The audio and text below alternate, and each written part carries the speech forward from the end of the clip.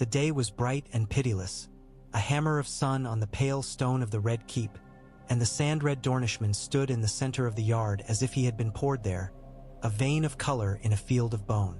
Oberyn Martell turned the long ash spear in his hands, and the bronze sun upon his breastplate caught the light and tossed it back into the faces of lords and small folk alike. All around him the gallery breathed as one beast, adorned, perfumed, robed in silk and hunger. On the dais, where shade gathered like council, Tywin Lannister sat with his back straight and his hands folded as though this were another ledger to balance. Close by, Cersei edged forward until her knuckles whitened. The boy king blinked into the glare, trusting. Mace Tyrell's rings clinked whenever he shifted. Grand Maester Pycelle's whiskers stirred like seaweed in a tide. Somewhere above them all a bird cried once and was gone. Gregor Clegane came on like a collapsing tower. Dust bloomed under his steps. The mountain favored no oath but the one men keep with gravity. Still the ground had to answer for every stride, had to groan and hold. His armor ate light, and his visor was a slit in a cliff. The crowd murmured at his size as if awed anew, though half of them had seen him before, worsening their sleep.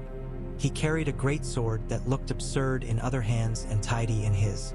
"Sire," he said, if he said anything at all. The word was lost in the vaulted air. Oberyn smiled, and the smile was warmer than the day. He paced in a crescent, spear point describing a quiet letter in the dust.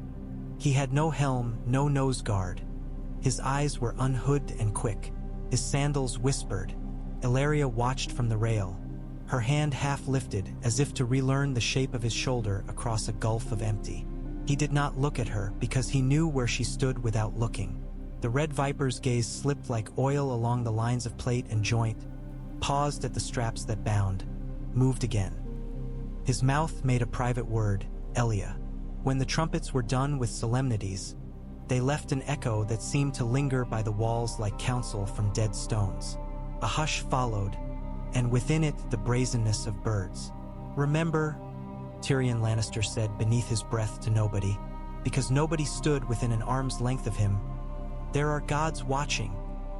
He ran a tongue across a dry lip, and his breath, tasted of iron, kept too long in bad company. Gregor moved first, no feint, no courtesy. Speed lived in the absence of choice. He stepped and swung, and the air groaned with the cut of it.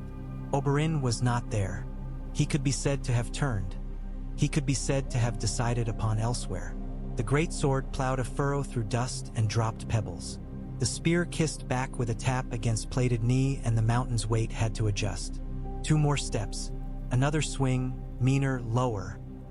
Oberyn bent in a hinge, felt wind finger his hair, and laughed, genuine and delighted as a child seeing the sea. "Ser Gregor," he called. "You know who I am." The third strike was a question with an iron mark at the end. Oberyn's spear snapped forward, touched visor.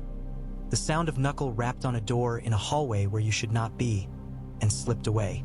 The mountain's helm turned as if to follow, but the spear had already come again, quick as thought and twice as rude, pricking at the joint under the right arm.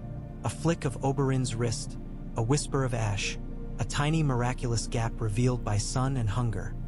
Then the point glanced, slid, and came away red only in hope. "Say it," Oberyn sang, circling. "Say her name." From the dais. A stillness, more potent than any cry. Tywin's mouth thinned the way a knife becomes itself on a whetstone. Jaime Lannister leaned forward before he knew it, the bare hand he had left curling on the arm of his chair. Cersei looked not at Oberyn or at her father but at the spear, the way one looks at a rumor that could become a kind of weather. The mountain stabbed, which was like saying a house fell forward. The spear batted the attack aside and slid along steel with a hiss like a snake crossing leaves. Oberyn pivoted off his left foot and drove the butt of the shaft into a greave. With thocht against metal, he leapt away again. The crowd found their voice as if it had been discovered in the dirt. A gasp, a groan, a cry, and then laughter, the thinner kind that comes when death is deft and far away and belongs to someone else. "Obscenity," Pycelle muttered to no one. "Poison on his spear," someone whispered back. Qyburn, lower down and further back, made no sound at all, but his eyes took notes in a careful scholar's hand. Oberyn spoke as he fought, because words were another way to set a rhythm.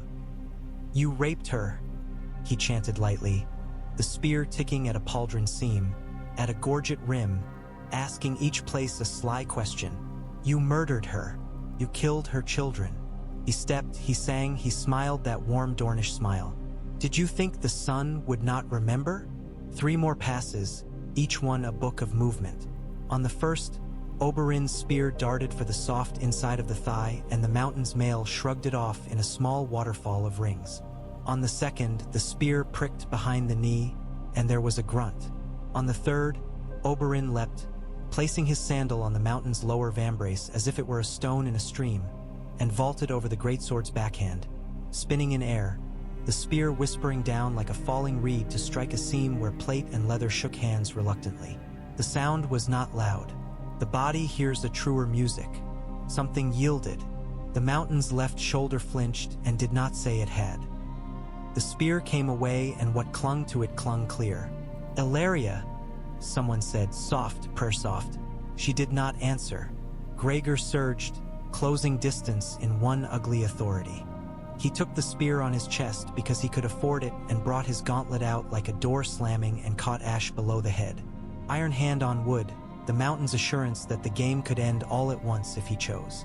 But the spear twisted as if it disliked him personally, and Oberyn was already moving along his own weapon like a dancer along a bar, stepping in to put his body almost under that black iron fortress, his right hand a blur. The dagger came and went at the strap under the arm. The straps were leather, resentful and old. Leather surrendered more readily than pride. If the mountain felt it, he did not feel it as men do. He used his height and weight to reach down with the other hand and close the world around the Dornishman. Oberyn slid out of that closing like a thought abandoned at the edge of sleep. He went to a knee, not because he had been forced there, but because there was something to be learned on the ground, and from there he thrust, not up but sideways, under the lip of 𝒂𝒏𝒔, the spear chattering against mail until it found cloth, then flesh, then the sense of a body beyond armor. This time the mountain bellowed.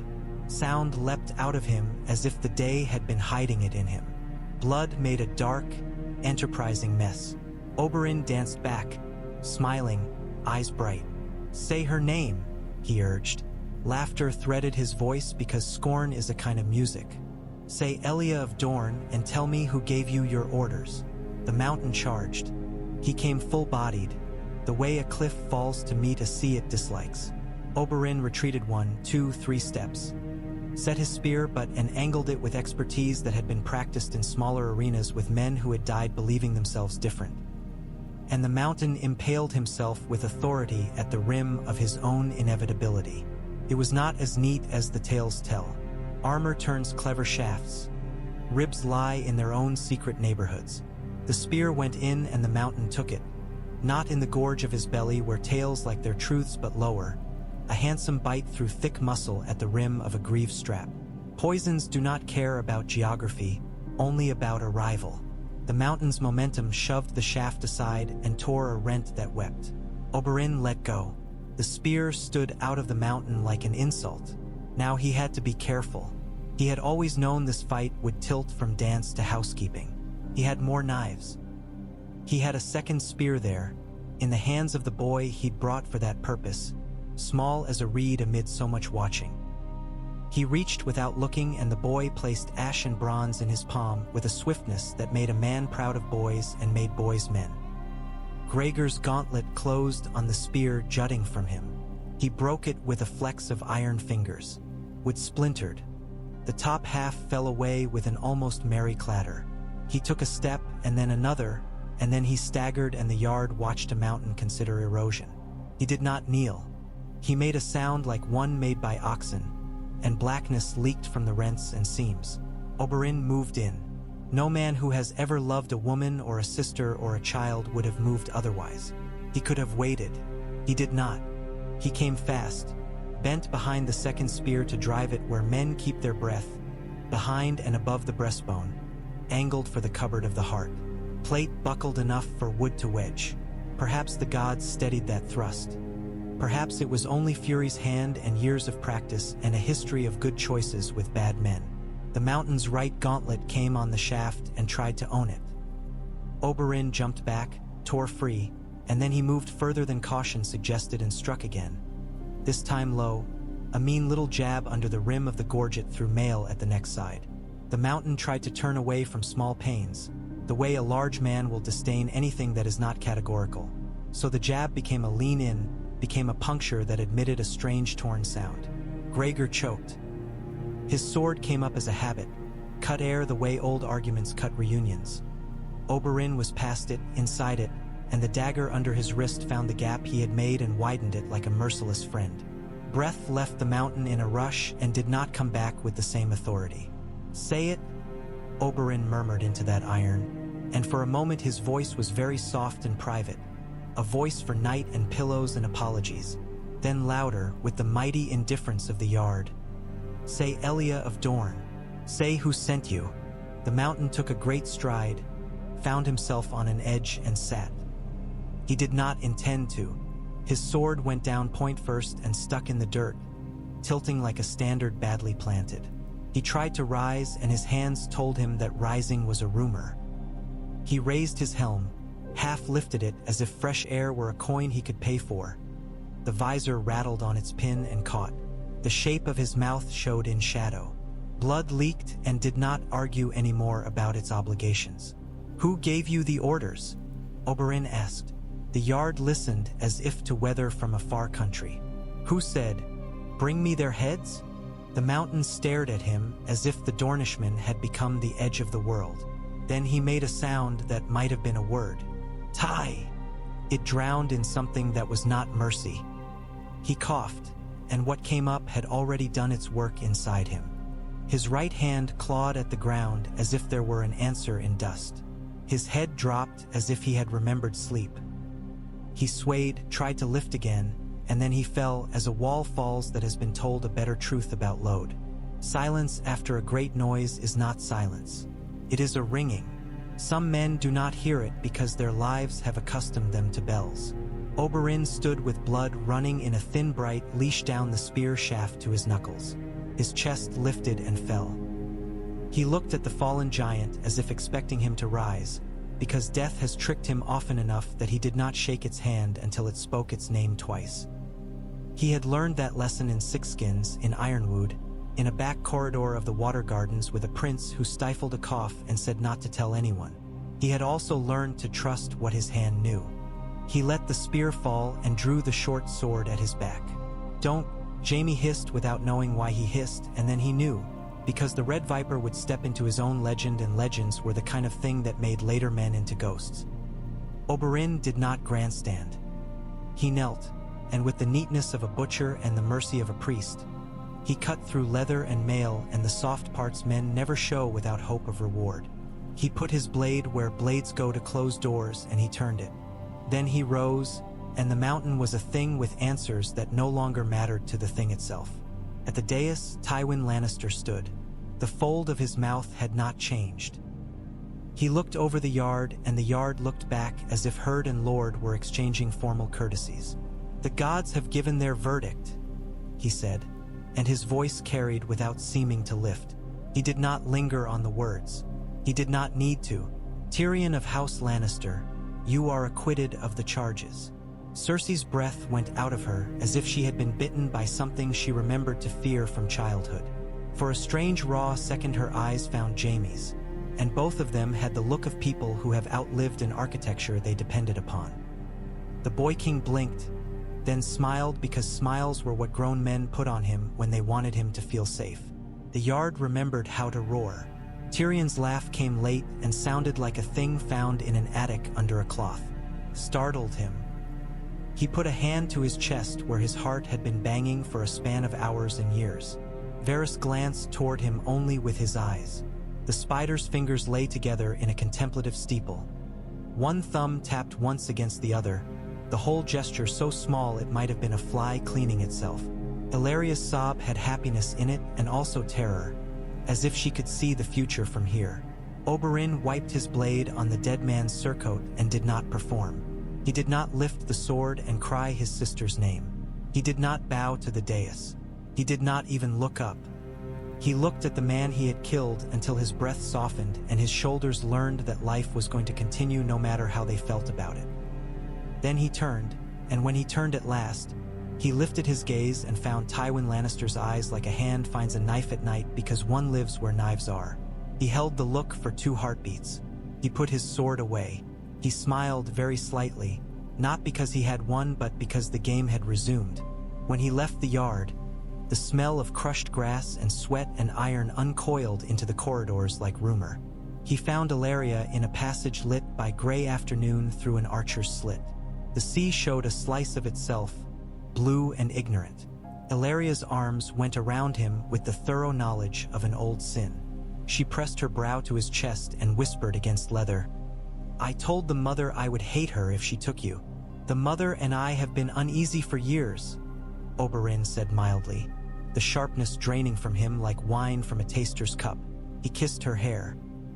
He was shaking a little, which irritated him. It was a truth of age that knives had more to say to your bones than they used to. "I told no gods anything. I told Elia I would be late." Elaria drew back. Her eyes were bright and wet. "Do not throw yourself against walls now you've learned you can be the hammer. Walls are built to be leaned on. Sometimes a man wants to feel how they hold."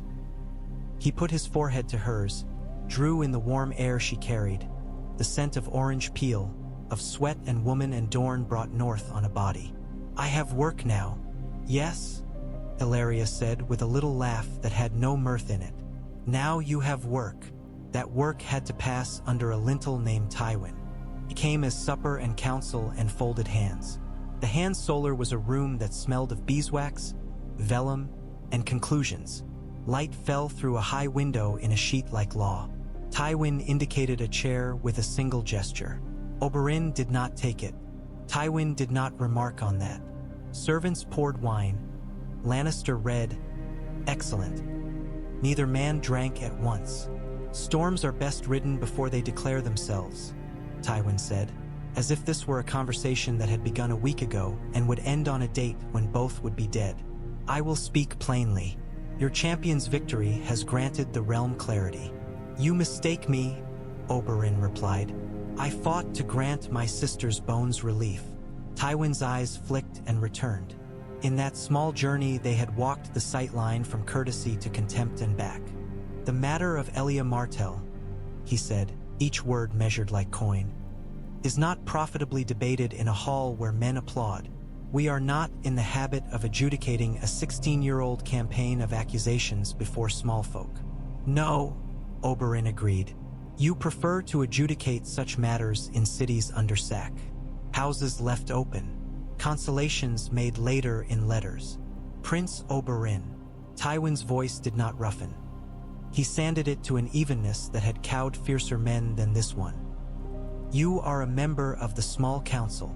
I am a prince of Dorne. The two are not mutually exclusive so long as the peace holds." "The peace," Oberyn observed, drifting his gaze across a wall where battle maps had once lived, "is often merely the space in which men shoe horses for the next ride." He let the words find their rest, then smiled. "Let us speak as men who have tasted blood and now want bread. The mountain is dead. I thank you for furnishing him.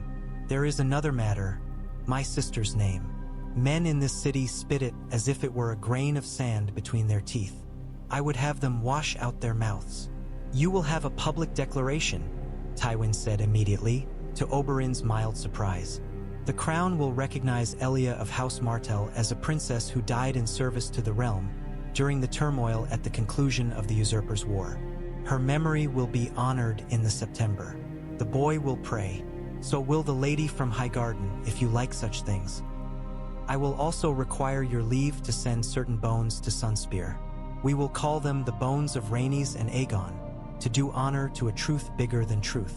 That is the bread. Do you want butter?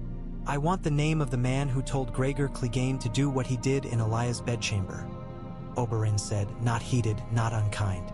"No," Tywin said, with the soft authority of a sledgehammer wrapped in cloth. "You may not have the little speech you came for. You will not have it from me. What if the little speech should be made not by you but by the gods? Oberyn asked, and place for place, his voice was as calm. If someday you should need to trust them as Tyrion trusted them?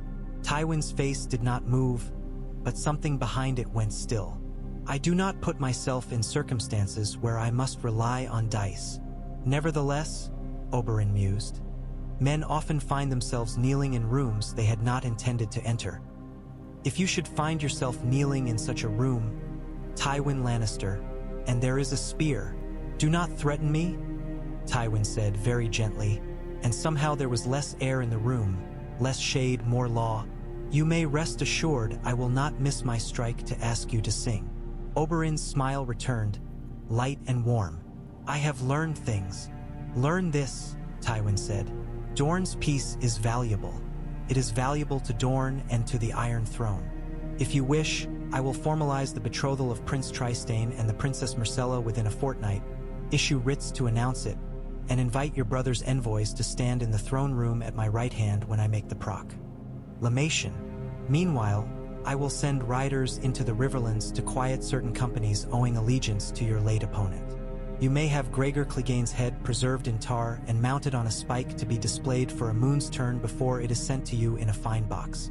I will even have Pycelle say a word about the barbarity of rape that will mean nothing but be noted by men whose wives attend upon the September.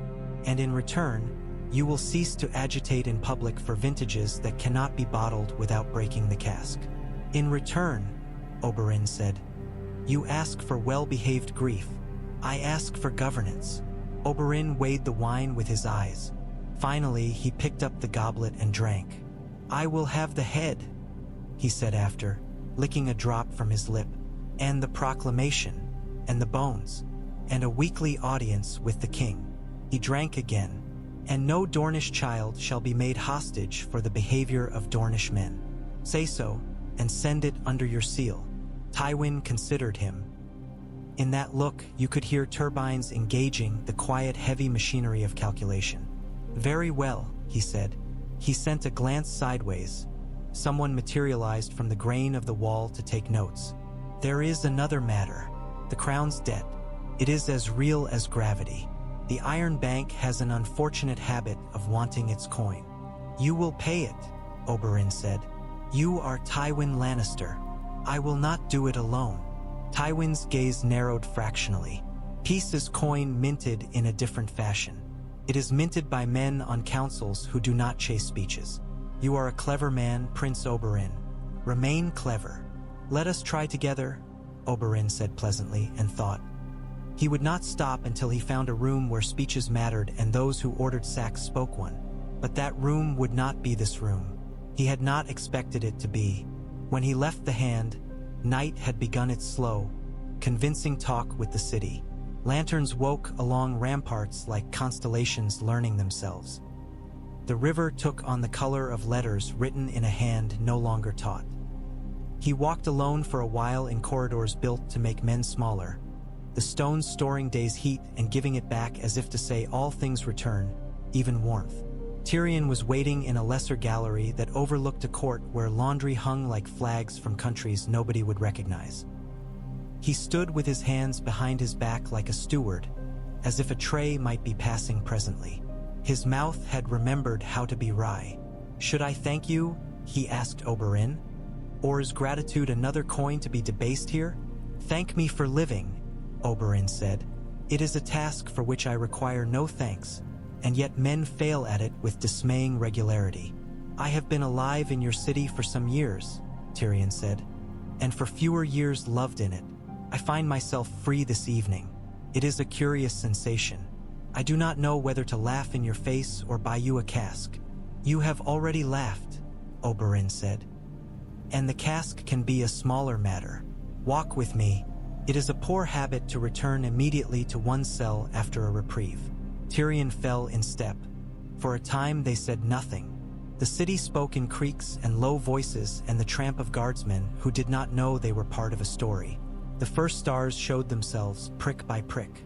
Tyrion cleared his throat. Shay, he said, the name landing between them like a coin that had rolled back from a table's edge. I must fetch her or not fetch her or... He spread his hands.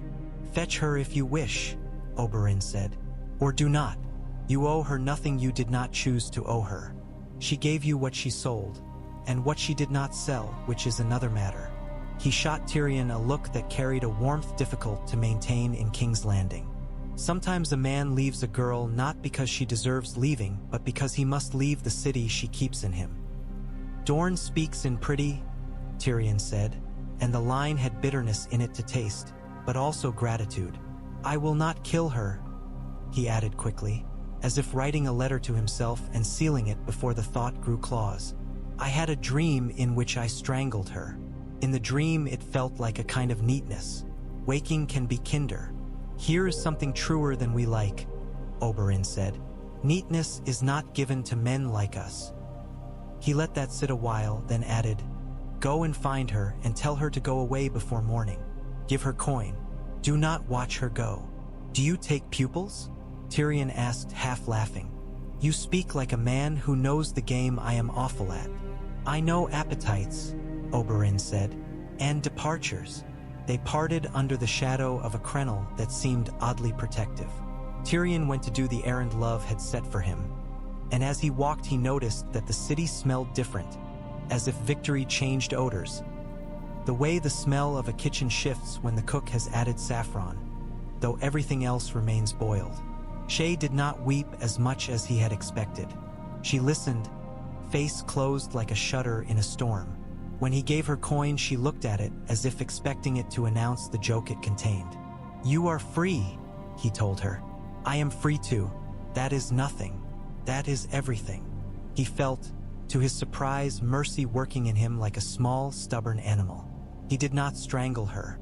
She did not stab him. The shape of a different life was drawn there quietly and folded away. In the morning, the city woke to proclamations and the smell of bread. The Red Keep's heralds cut their throats barking Tywin's law. Mace Tyrell's men went through the markets with baskets of fruit and honey cakes because generosity is what great men put between their mistakes and small folk. The Queen-to-be smiled on a balcony, absorbing grateful noise the way a field drinks rain. Tommen waved in a shy, practiced fashion. In the sept, candles massed like armies receiving absolution, and the High Septon gave the words he had been told to give. He spoke Eliah's name 3 times. He spoke of innocents murdered under the cloak of war. He spoke of a vow to honor peace. Men listened as much as men listen when they need to believe they are not bad. The Red Keep's kitchens sent up fat geese to be carved for the small council. Pycelle dozed. Qyburn did not. A tarred head was raised on a spike by sunset. The face inside the thick black painting was no longer entirely a face. Yet the size of the skull, the broken teeth, the smell of a life spent in cruelty, all that survived the tar and the display. People shied from it, then came back, then told their children not to look while turning their heads away last. In a window overlooking that spike, Cersei stood long enough to make her servants fret about drafts. Her hands were fists. Her eyes were all the weather of a coast where fleets founder. Jaime came once into the room and left without speaking. He had learned the craft of leaving from men he had killed. He had learned silence from a woman he could not reach. At the evening's council, Tywin began the business of governance in a tone that suggested nothing had happened and everything had. "The boy will wed the girl within the month," he said.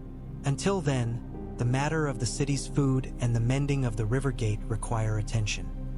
He parceled work with the parsimony of a father dividing loaves among hungry children.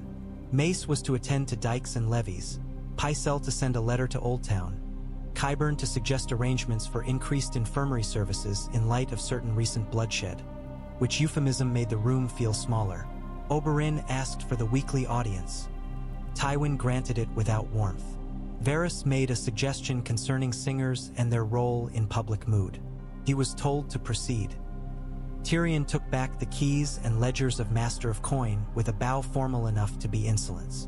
Later, when the candles had grown stunted and Tywin had retired to a silence that served him as a weapon, Varys found the dwarf alone with his books and scrolls, taking something like pleasure in aligning pikes of figures as if they were soldiers to be sent to a good death. "Congratulations," the spider said gently. Tyrion did not look up. "Do you bring sweetmeats?" he asked. Or only the sugary flavor of your commendations? I bring a reminder, 𝒉𝒆 said, and set a paper on the desk. The Iron Bank does not forget. They appreciate being remembered in turn. Their couriers are remarkably patient until they are not. Our master of coin has a happier fate available to him than to be yoked to Tywin's chariot until both of you discover the wheel on fire. There are negotiations to be had that your father cannot make. You are impudent to him. They admire that in bravos. If I go, Tyrion said, Cersei wins a little. Cersei wins whenever she is humored, 𝒉𝒆 replied. It is not a problem one solves. It is a weather pattern one endures. But if you go and you return with a treaty that sets the realm's debt in an agreeable arrangement, you will have purchased not only hay for our cart horse but also a small thing of your own, necessity. It is the best armor in King's Landing. Tyrion looked up. The idea of leaving brushed him lightly and found purchase where exile had been put aside by Oberyn's spear. He did not wish to run. He did not wish to remain. Either choice tasted of cowardice from certain angles. I will consider it, he said. Across the sea, where considerations strike different iron, a young man calling himself Griff read a new letter and smiled very slightly. But that belongs to later pages. In Sunspear, the sun hammered slower and wider. Doran Martell sat in the shade of an orange tree whose fruit hung fat and heavy as future choices. Ariohota stood with the stillness of a held breath. A raven came and spilled news and black feathers. He lives, Doran said at last, eyes closing as if seeing his brother's smile. The one that came like a dagger offered hilt first.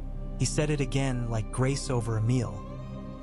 He lives, and he has taken a debt out of the world. Arianne stood with one hand on the white stone balustrade. Her mouth had a little crookedness that only ever showed when she was thinking of Myrcella. He will not be quiet now, she said. He will prod the lion with a spear, and then with words, and then with the looks he gives when he pretends to be resting. Quiet is a luxury he cannot afford, Doran murmured. Nor I. It will make little difference to the plan. He will try to make it make a difference, she said, and there was both love and exasperation in the line of her shoulder. You have kept your counsel so long, my father. May I keep some of mine? The girl we have as guest is a blade, and I would like to see how she shines under a different sun. If I lifted her and said, look what law we keep in Dorne, look what claim. No, the word landed with gentle decision. Not now, not while Oberyn is in the lion's sight. Myrcella is a child. We honor our children here. We do not wager them. The time will come when I use every law that makes us Dorne. But today I will write a letter to my brother and tell him to do something he has never wanted to do. And that is, wait. Oberyn laughed when he read it and then obeyed. Because men who live their lives as answers to provocations learn caution late and keep it like a new lover.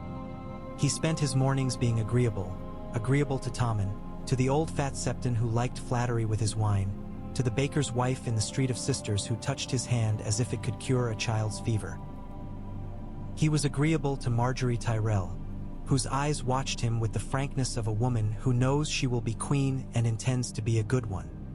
He even learned the names of 3 of the 𝒂𝒊𝒏𝒔's cousins in order to place his courtesy where it might someday become a wedge. Afternoons he used for letters and for very quiet ferocities. He sent men who spoke no syllable of Westerosi into Flea Bottom to sit in cellars and listen for new songs. He visited the Mews and learned that ravens flew better for men who did not shout at them. He took Oberyn Sand and Obara and Nymeria to the yard under the pretext of teaching them the Reach's way of sitting a saddle, but really to show the court what 3 daughters make when raised in Dorne. He let a rumor stand that he had poisoned a Lannister stablemaster merely by looking at him. The stablemaster in question lived to an excellent age and contributed to the rumor with relish. Men who had never set foot in Dorne learned at last how to pronounce Sunspear, and if they did not do it correctly, they did it charmingly. Nights he reserved for Illyria and for a kind of rest that was not rest at all.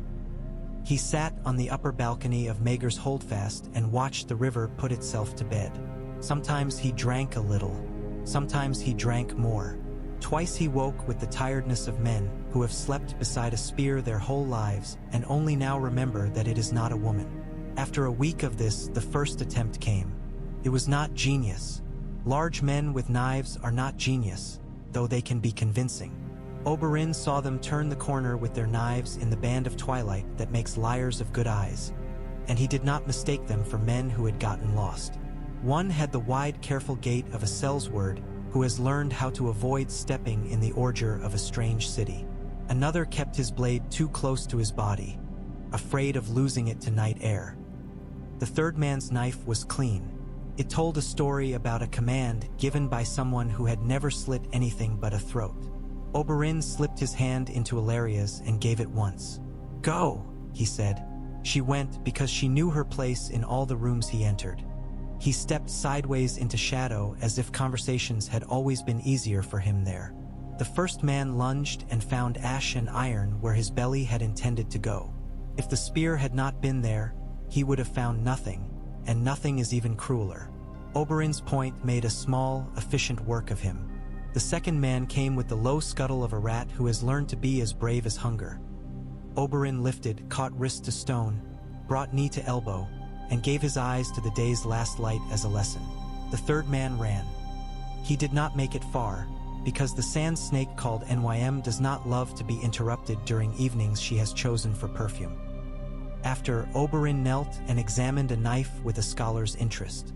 Quality of metal, quality of grind, the faint acid stink of oiled cloth told him enough.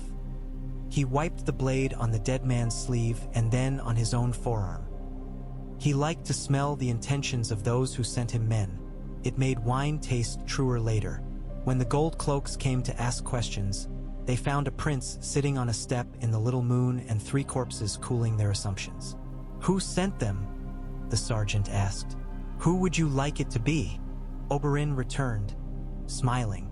The sergeant blurted a laugh despite himself. "Command will wish to know, my prince." "Tell command to ask command who knows," Oberyn said pleasantly. He rose. "Send a boy to the hand with a note. Tell Lord Tywin that he owes me the cost of a carpet." Tywin's reply came signed by his silence. Thereafter, the gold cloaks were more present in certain corridors. The 𝒂𝒊𝒏𝒔s began to brag less conspicuously. A rumor pricked needles in the streets. The queen wished that the Dornish would take their skins and their smiles and go home. A different rumor said that Prince Oberyn would leave once his brother's letter told him to. The third rumor talked about Tywin's bowels, which is a rumor men always tell about strong old men when the strong old men keep them hungry or afraid. None of the rumors came with grain attached. The small folk ate them anyway, as small folk will. The wedlock of Tommen and Margaery was contrived with the kind of splendor the city uses like perfume to cover other smells. Flowers were imported to perish beautifully in rooms that needed them. Consummations were discussed, then discussed less, then discussed not at all. A bed was displayed to prove things beds sometimes have to prove to crowds of nannies. The boy king blushed and did not know what he is being saved from. Cersei smiled with all her teeth. Oberyn stood at the foot of the Sept steps and watched Tywin watching the world he had built hold another brick up. It pleased neither of them more than it needed to. After the wedding feast, Oberyn found Margaery alone in a colonnade, the stones still warm at their edges, the air filled with the sweet, tired scent of roses. She had sent her retinue away with a glance. "Your Grace," Oberyn said with his best courtesy, which is like saying a snake offered a ribbon. "Prince," she said, and inclined her head, "we are very pleased to have you among us. You have me only for a loan term." He leaned against a pillar as if he were tired of being upright. He was not. "You will have the city longer. I will have a city that is your friend," she said, and the words were so well made you could turn them around in your hand and find they fit your palm. "Men are singing you already. They are not very good songs. There is a line about a spear and a wine cup that I will recommend be struck before it strikes me dead of embarrassment. But they are loud. Loudness does a certain kind of work. They sing until they are hungry," Oberyn said, amused. "Then they sell my name for half a loaf. It is a better use for it than any other I have found." "You saved the king's uncle," Marjorie said, eyes steady. "You made my husband feel safer without having to do the dangerous work himself. My grandmother says useful men are the only kind of heroes the city can afford." "Your grandmother is a formidable rosebush," Oberyn said. "Mind you do not lean too close when she is thirsty." "I bring her water every day," Marjorie returned, smiling. "Do something for me, Prince. If you intend to quarrel with my mother-by-law, do it by the rules. Make certain the boy never sees you quarrel. He is tender like new bread." "The rules?" Oberyn echoed and almost laughed. "We may none of us enjoy that luxury. But I will keep the boy in mind when I choose my rooms." Varys chose his rooms in the Eyrie with new delicacy. Littlefinger had flown further than rumor thought. His letters came from gulls that had learned to gossip. He moved up there with a child no one was supposed to recognize and performed the play he loved. The one where a man names himself indispensable after he has made 6 things that were not broken break gently. In one letter to the capital, he wrote in a hand so unlike his own that it might have been a man's first attempt at literacy, and he mentioned a wolf girl and a duel the city still sang of. The letter found Cersei. It made her smile a mean, wickeder smile, because it promised her a weapon with fur and teeth and a foolish notion of honor, and she is never happier than when pleased with her own invulnerability. None of that belonged to Oberyn until it did. When the Iron Bank's answer came, it contained a number of provisions, none of which were what Tywin had asked for. Terms are another kind of war. Tyrion read the letter 3 times and then went to his father, walking with a limp he had acquired in a cell by lying too long on his left side. "They will listen," Tyrion said before he had been invited to speak. "Not to you. To me. I am a novelty. They like novelty wrapped in rags they can despise." "You wish to go," Tywin said, not quite a question.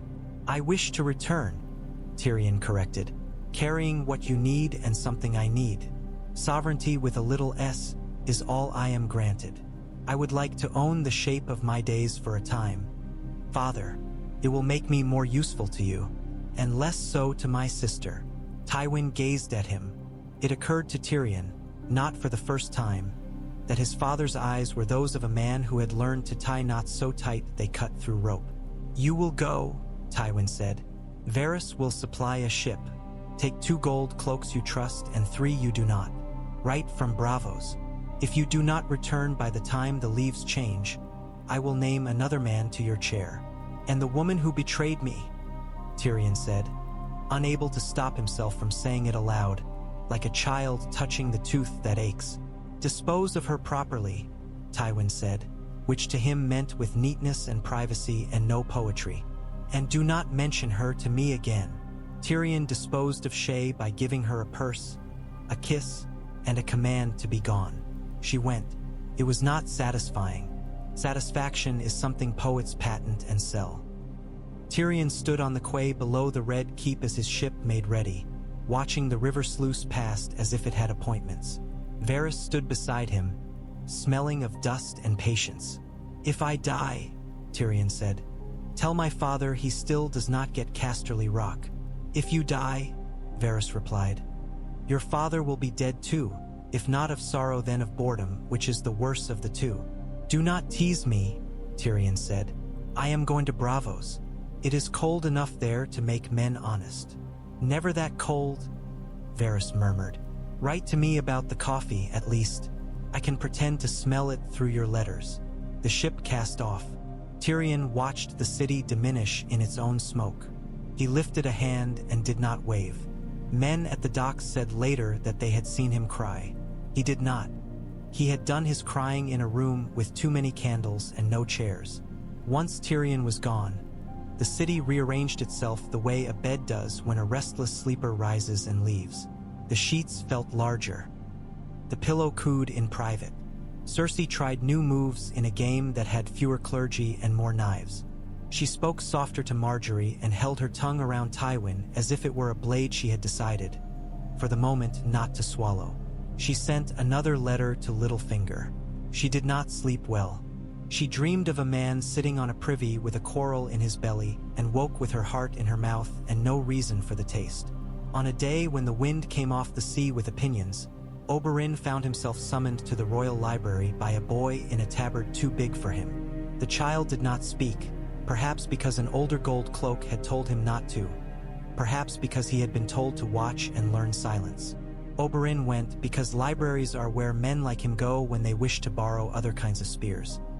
He found Jaime Lannister there among the books, touching spines with a hand that did not belong to him anymore. Jaime looked up. "You are summoning men by proxy now," Oberyn said, amused.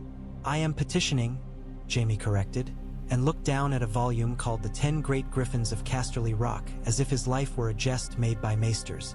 "I wanted to say thank you for not dying in a spectacular and horrifying fashion, which would have required me to intercede in matters I cannot speak of without choking.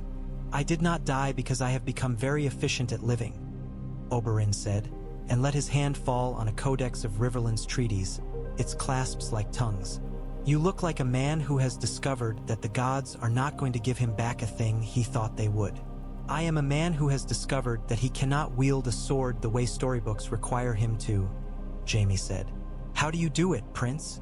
How do you keep your shape when men call you things that are not you?" "It helps to be loved," Oberyn said without embarrassment, "by a certain number of women and exactly one brother." Jaime smiled faintly. "I have a sister." He left the rest of the thought in the library. "Love is not ownership," Oberyn said gently, because he had learned that too when he had been very young and less proud. "And it is worse than war at settling borders." They spoke for a time of blades and of horses and of the way a man learns to put down one weapon and pick up another. Oberyn left him with more advice than he had expected to give and a peculiar affection for the Golden Knight who had once pushed a boy from a tower. Affection is the enemy of simple judgments, which is why poets hate it. When the second attempt came, it was clever. Cleverness tastes of other men's mouths. The assassin came dressed in wine and regret. Oberyn found him in his solar, standing by the open window with his hands on the stone and his profile like a portrait of a man who has loved badly. The man turned and smiled and said in a voice too easy for this city, "My prince." "Close the window," Oberyn said. The man did. "Now throw me the little knife in your right boot." The man's smile faltered, then recovered, then complied. Not because he had been disarmed, but because he wanted to see what it would be like to obey. The knife clattered against the tiles and slid to a stop against a table leg. "The other one," Oberyn added.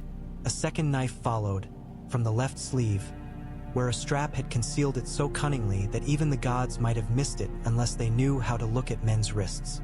"You might make a living at tournaments," Oberyn remarked. "Few men in King's Landing are so well armed for a drink." "I am from Lys," the man said. "We dress for hospitality." "Lys," Oberyn mused, "where men pretend leisure because they have never truly known want." He stepped forward and took hold of the man's chin with his left hand, turning his face into the light and reading it as he had read the knives. He saw grief there, not counterfeit, not worn as cologne. "Who do you hate?" he asked. The man swallowed. "I was told," he whispered, "that if I killed you, my daughter would be returned to me." "Who told you?" The man's eyes slid as if looking toward a room he could not re-enter. "A silent one. A man with a shabby beard and a cloaked friend who had more coin than any man I have seen hold quietly." "Littlefinger's birds sing with many voices," Oberyn said, though he did not entirely believe that line. It was too neat. He released the man's chin. "I will not kill you," he said. "You will go downstairs and present yourself to Ser Ares of the Kingsguard, who will act astonished at how kind and law-abiding you are. If I hear that you have been tortured, I will return to this room and write the letter that begins the particular war you have just averted. Do you understand me?"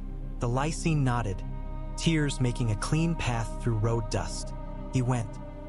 After he had gone, Illyria came out from behind the curtain where she had been listening because she knew better than to speak when men talked of knives that had not yet been drawn. She came to him and set her hands on his chest. "There will be a day," she said, "when you misjudge a man, and that will be the day I bury you."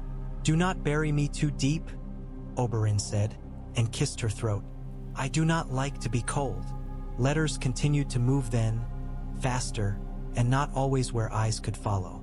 In Braavos, Tyrion discovered that men could make a fortune out of refusing to be surprised. He discovered also that he had more charm when he did not try to sell it. The Iron Bank entertained him because he did not come asking for leniency. He came offering an arithmetic in which they appeared even more inevitable. He came saying, "My father will pay you because he is too proud not to, and you will make terms with me because I will convince him that the terms were his." The Braavosi smiled with their thin, real smiles. Coffee tasted like a bitterness a man might learn to love once he realized it was honesty in a cup. On the wall, where the wind forced silence into men like a creed, Jon Snow learned that oaths are harder to swallow the closer you stand to their makers. Stannis came and did not go. Melisandre's eyes made lies small. None of that shifted because a man in King's Landing had killed a monster. But news travels in shapes. When word of Gregor Clegane's head reached the wildling camps, more than one old man wept, quietly and for nobody but the dark. There are men in the world who go to sleep without his name in their mouths for the first time in years and wake believing in a small new mercy. Down in the Riverlands, the absence of the mountain became a vacuum into which lesser cruelties rushed. The brave companions found that their name betrayed them. The hound heard of his brother's death in a barn with a sour smell in it. He laughed as if choking and did not, for a little while, drink. The girl with him learned to say Eliah's name in a tone that carried a steel thread. Later she used that tone when speaking other names, and it cut something in her that had been longing to be cut. And in the Vale, Littlefinger taught a girl that safety is a speech men make to themselves before pushing someone through a hole in the floor. His letter to Cersei grew sweeter and more false. Her letter back promised him gratitude. Gratitude is a word made of sugar paper. It melts in rain. The absence that mattered most, however, was one Cersei could neither stab nor sweeten. Tywin did not die. He did not sit on a privy enduring his end as a ballad. He did not leave his daughter the freedom of a chaos she could then call cunning. He remained, present, ungenerous, calm, the weight that kept the ship from pitching so violently that queens fell overboard. That meant that the Faith was not armed anew, not yet. It meant that the Kettleblacks learned to keep quieter about their charges from the Queen. It meant that Marjorie was not led to a cell in the September under a pretext as thin as a widow's veil. It meant she learned to wield kindness well enough that it became a mace. It meant, too, that Varys had to reconsider the timing of certain boats. Thus the first real collision came not in the capital but near Storm's End, where banners embroidered with a golden dragon on black took shape against a slate sky. Stories are opportunists. When they meet, they breed. Oberyn stood one morning at the long window of the small council chamber and watched gulls write their vulgar letters in the air. Tywin entered without a herald because he was allowed to do what heralds did to himself. "We have reports," the hand said, "of a certain young man calling himself Aegon Targaryen." "A name borrowed from a skull?" Oberyn murmured, and in his mouth the vowels tasted of old salt. "Or a name reclaiming itself," Tywin said calmly. "We will treat him as we treat all pretenders until he makes himself too expensive to ignore." "Does he come alone?" Mace asked, peering at a map as if the ink would tell him jokes. "With a company that calls itself Golden," Tywin said, making the word feel like bronze. "And with letters that will be more valuable to certain houses than they will admit in public. We will not debate the question of his parentage here. We will debate the cost of war to a city that has just learned to sing less bitterly." "Let him come to the capital," Cersei said. Her mouth had the shape of a trap. "Let him present himself to the boy he would replace. We can put on a show for the small folk, and when he bends the knee we can give him Dragonstone to keep him quiet for a year. Or we can kill him," Mace said cheerfully, "because cheerfulness is a poor veil for a mind that has met its limit." "We will do none of those things until we know what we are doing," Tywin said. He turned to Oberyn. "And you, what will Dorne do if a Targaryen prince asks for its roads and its harbor?" Oberyn's smile was small, the kind of smile men keep for when they are talked to as if they were children. "We will listen," he said. "We remember Targaryens who treated my sister as a wife and Targaryens who treated her as tinder. We remember your banners in her rooms." We have long memories and short patience, Lord Tywin. Speak plainly with me, and I will speak plainly with Sunspear. Plainly then, Tywin said. Dorne will keep its gates shut if the boy comes. If Dorne does not, Dorne will find itself very suddenly much less precious to the Iron Throne. Trystaine's betrothal will be reconsidered. The privileges of your inheritance might be discussed in venues that do not favor your way of speaking. We will not threaten you with war. War is expensive and unmanageable, and the Reach will make a mess of it. We will threaten you with the slow subtraction of courtesies which you enjoy and which cost me nothing. Consider whether that is a threat you wish to be the first to test. Consider, Oberyn said, that a Prince of Dorne is not a spaniel to be kept at heel with treats. His eyes cut to Cersei the way a spear finds shadow.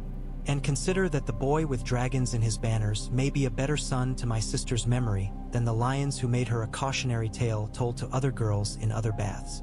Cersei laughed. Your sister was a Targaryen's wife, she said. You mistake poetry for policy, my prince. Policy is the tap that fills cups. Poetry is what men spill when they do not like the taste. Poetry is what you will have left when policy eats your bones, Oberyn said lightly. I thank you for the instruction, Your Grace. Tywin cut an imperative through the room with a raised hand. Enough, he said. We will watch, and we will prepare. I have no intention of letting a company of sellswords led by the ghost of a dead dynasty dictate policy to this city. Ghosts do not need doors, Oberyn said. They enter through the histories we break. He left the council with a quiet in him that Ellaria disliked. She found him on the balcony again, the river a strip of compromise and promise, and she stood behind him and set her chin on his shoulder. You wanted a confession, she murmured. I wanted a book to end, he said. Now I have added pages to it instead. We live in the margins, she said. Write me there. At dusk, a boy came down the street of Flower with a stick in his hand and made a sword of it and shouted, to the delight of his fellows, Elia! Elia! Elia! His mother cuffed him lovingly and told him to keep his voice down. There are ears, she said. There are always ears. She was right. There are ears and there are knives meant for them. But for a season there was also a sense, a small one kept close, that something named could be answered. Tyrion's ship cut the narrow sea and tacked, and his letters began to arrive tied up with impertinence and figures that marched sensibly across the page. The Iron Bank read and read again. The Golden Company moved like a thought men did not quite remember deciding to have. Jon Snow set his jaw and took a vote he had no wish to win. Stannis glowered at hard bread and harder truth and did not like the taste of either. Arya learned a new name and laid it on her tongue to see if it fit.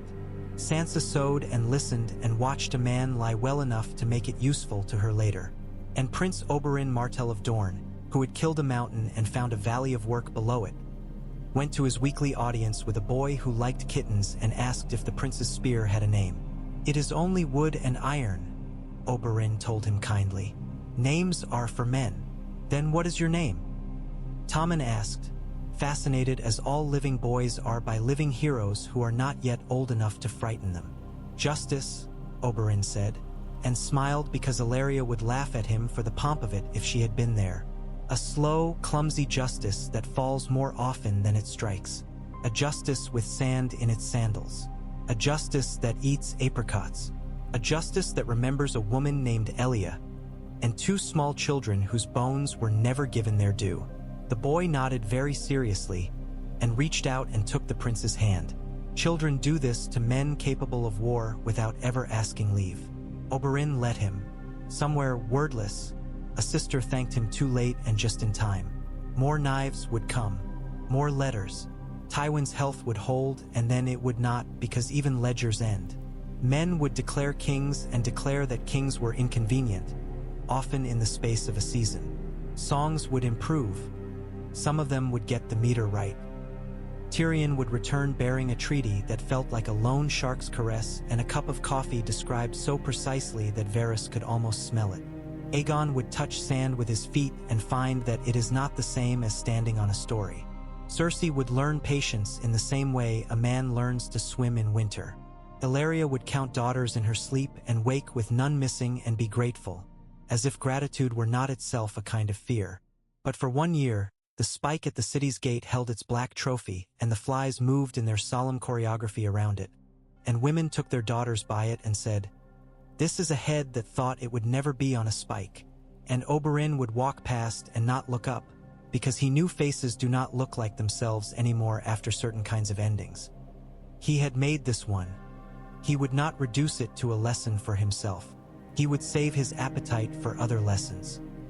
At night, when the city unhooked itself from its own pretense and lay back, and the river made the same sound it had made when there were no kings, Oberyn would lie with Ellaria and let his hand rest on the rise of her belly, on the scar at her hip, on the notch at her collarbone that collected salt in summer. He would think of Dorne and its heat and its water, and of a boy named Trystane who had learned to play Cyvasse with a girl who might be a queen by one law and a pawn by another. He would think of his brother sitting under oranges, patient in a way that still irritated him. He would think of Elia and try to imagine the sound her children had made when they laughed. The spear leaned in the corner. It did not have a name. It did not care. In the street beyond the wall, a cat leapt from ledge to ledge with a grace that would have shamed a dancer younger than Oberyn by 20 years, and the prince smiled to himself in the half-dark and permitted himself, at last, to sleep as if he had done one thing that could not be undone. Morning would take it away. Morning always did. But some mornings, when he woke, he found that he did not hate the light. That is not victory. It is something like it. It is a better word than vengeance. It is a word a man can live with, even in King's Landing. And if sometimes, standing at a window, he whispered her name not as a demand but as a blessing, the city did not begrudge him. It was learning new songs. It would be a long lesson. It would outlive him. That was the point. On a day in high summer when flags hung limp and boys fought with sticks in the pools left by the river's retreat, a messenger in Tywin's livery arrived in Dorne with a box painted black and banded in iron. He was received with the courtesy owed to an errand that has taken too long to be elegiac. In the water gardens, Oberyn stood before a table of green-veined marble and lifted the lid. You need not love a head to recognize it. There it was at last, the shape of a man reduced until it could be made to stay still. The artisans had done their best. The smell was not polite. Oberyn stood a long while. When he closed the box, his hands were steady. He ordered that it be carried by unarmed men, as a thing that could no longer harm. He arranged for a simple bier and for girls with oranges to follow. He wrote a letter to Tywin that said only, "This is the beginning of a kind of peace." Night fell and did not defeat the heat. Stars pricked the world with needles. In King's Landing, a boy practiced writing his wife's name until it looked like something a king might sign. In Braavos, a dwarf paid a man he did not trust to teach him the art of making men believe you are poor when you are only careful. In the Stormlands, a company made of gold and scars camped under a banner that had once belonged to a dragon, and laughed because laughter keeps a man's teeth from clacking in fear. And in his chamber, Oberyn Martell woke from a dream of a girl with dark hair darting down a corridor and a laugh like bells, and he sat up and poured wine and did not drink it. He sat until day began to think about entering the room, and then he rose and belted on his blade and went to the yard. Bodies move truth into men.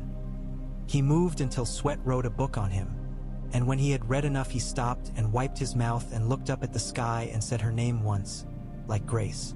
Then he set about another day's work, because nothing had ended, and that was the honest shape of victory. He trained until the light was clean and his body remembered it had bones that did not belong to the spear. When the messenger came, he came carefully, as men approach the edges of fires. He wore the cub's crown on his tabard and the sweat of the climb across his lip. He waited until Oberyn drew breath and then delivered Tywin's request as if it were a physician's dose.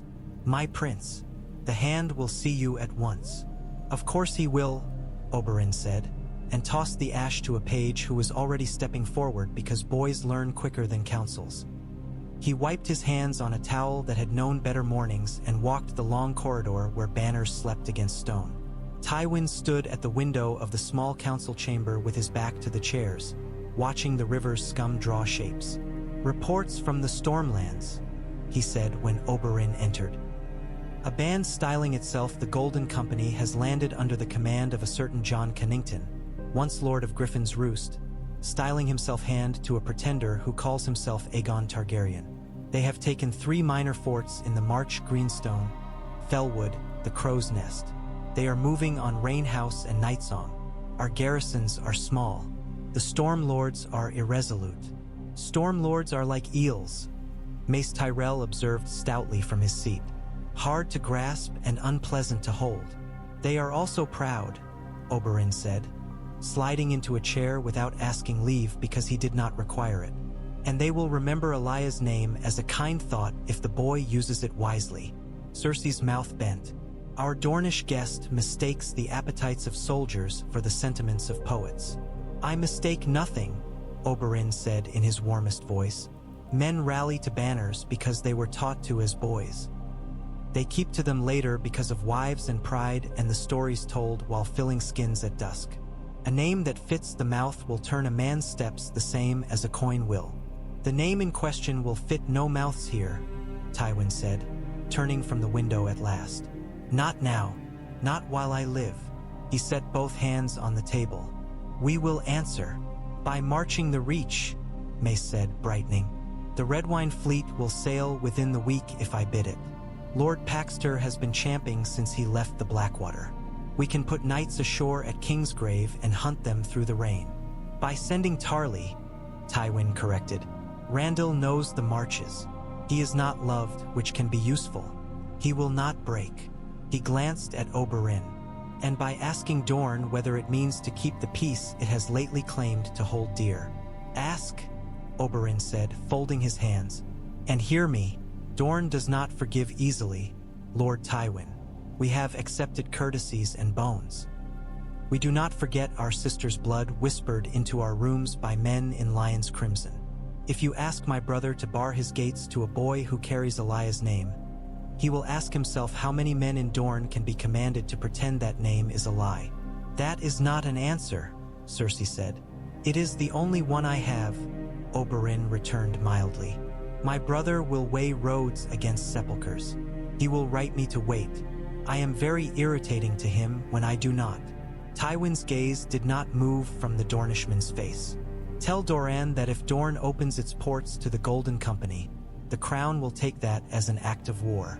I will not have a Sellsword Legion and a bastard-bred boy crossing the Boneway under my indulgent regard. I will not. You will have your message, Oberyn said. A word of advice in exchange for your threat? Do not call him bastard. Gentle tongues will shape that word into a blade and hand it to him. It is the word the law has for him, Tywin said. It is also a word men wear as armor until it becomes a banner, Oberyn said. Ask Jon Snow whether I am right. The hand's eyes went to the window again as if the river might offer him an easier world. We govern our own banners here, Prince Oberyn. Of course we do, Oberyn said. He walked from the chamber with the shape of Dorne in his mouth. In the corridor, he found Marjorie moving with her little court of girls who made the air smell better. She let the flock spill past and slowed. We are to have another war? She asked in a tone that preserved the shell of civility around the yoke of fear. We are always to have another war, Oberyn said. But this one has a new hat. He looked at her, fine features arranged not for beauty but for effect, that rarest of courtesies. Feed the city. It is your best defense. The hungry believe anything. The fed will listen to arguments. Her smile returned. I was going to anyway, she murmured, and was gone before the compliment could become a conspiracy. That night, the court was given something rarer than spectacle. A messenger with foreign vowels asking for leave to speak as an envoy. He called himself Lysonomar and wore lists like a perfume. He had a laugh he did not use. The guards led him before the throne at a pace that suggested they were undecided as to whether he should live long enough to deliver the insults in his mouth. Tommen sat up very straight and did not wriggle. The queen stood to the boy's left, a sculpture of favor. Tywin sat on the lower step, which let the hall know where the weight of words would land. Your Grace, Lysono said, bowing with training that had kissed silk. I come on behalf of Prince Aegon, son of Rhaegar Targaryen and Elia of Dorne, to announce his return to his father's kingdoms. The whisper that passed through the hall was not a whisper, but the first breath a fire takes when it finds fat. Cersei's smile sharpened. What a quaint habit Lys holds to call lost causes princes. Lysono did not look at her. He had learned from someone the art of ignorance deployed as armor. His eyes went instead to Tywin, who did not smile. My prince requests audience, he continued. He comes not as a raider. He comes under banners and with good coin and with men who remember when vows meant what they said. He will accept the fealty of his lords at Storm's End when the gates are open to him. He invites the realm to spare itself a winter's worth of bleeding. And what does he offer in security? Tywin asked, his voice as even as a floor. Beyond Lyseni courtesies? His blood, Lysono said simply. And Elia's name. Oberyn had not intended to speak, but the sound of his sister's name spoken correctly in that room woke something that refused obedience. If he is Elia's son, he said lazily, how is it he did not die? Lysono turned his smile there at last. A question I held in hand coming up Aegon's high hill, he said. I was given a story from an old web. A whisperer with a network of cupboards, and women took a child out and put a different child in. I do not ask you to love the story, Prince of Dorne. I ask you to weigh the boy. He is what matters. And 𝒉𝒆, Cersei murmured with delight, grows dragons in cupboards. How very neat. 𝒉𝒆, from his usual place, did not move. Cupboards are undervalued, he said mildly. We will not debate midwives in this hall, Tywin cut. Tell your prince the Iron Throne acknowledges his existence. It rejects his claim. If he desires mercy, he will come to King's Landing under arms lowered and kneel. The king is young. He has a tender heart.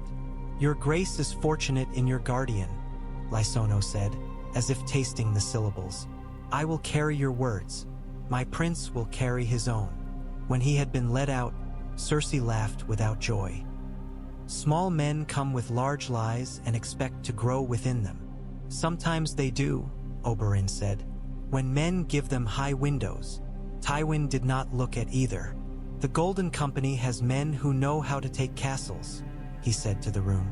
We will put Tarly in the field and send Paxter's ships to close the march. Oberyn, write to Sunspear. I am already writing, Oberyn said.